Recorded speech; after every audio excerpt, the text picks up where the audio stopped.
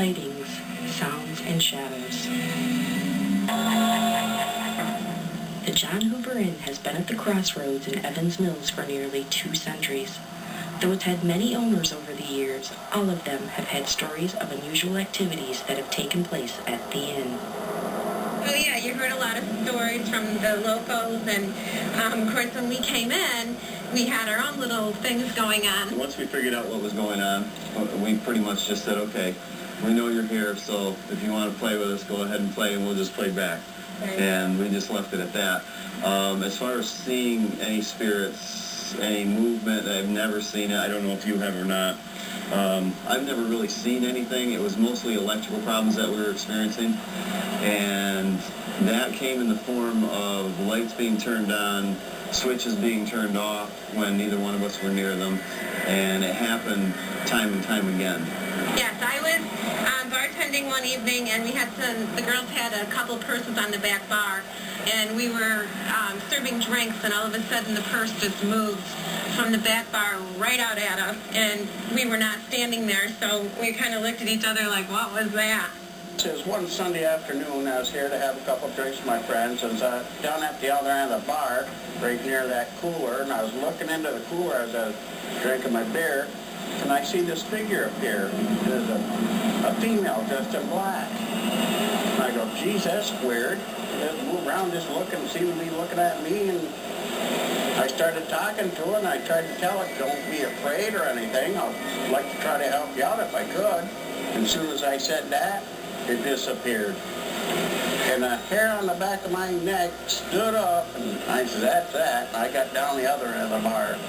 That's the first time I ever seen something like that in my life. My friend that was sitting next to me, he couldn't see it, and I said, you can't see that? He says, no. I said, oh my God. And then the other ones that were sitting down this end of the bar, and they were just laughing, didn't want to come up. So I just shook it off, went home, told my wife, and I says, yeah, I just want to let you know, I'm not crazy. I just see what I see, and that's it.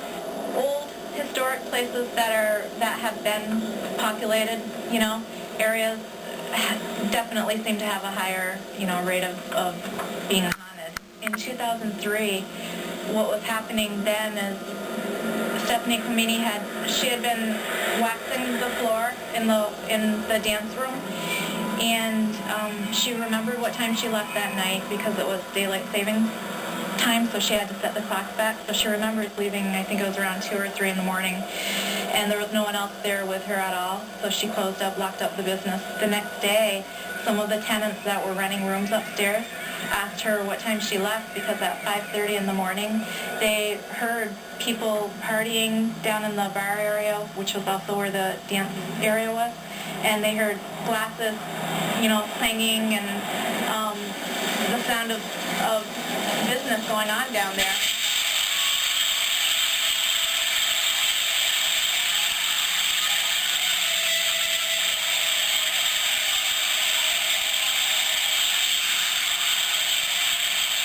I can't remember the guy's name. There was a person that came in from the newspaper, Watertown Daily Times, and did a little interview.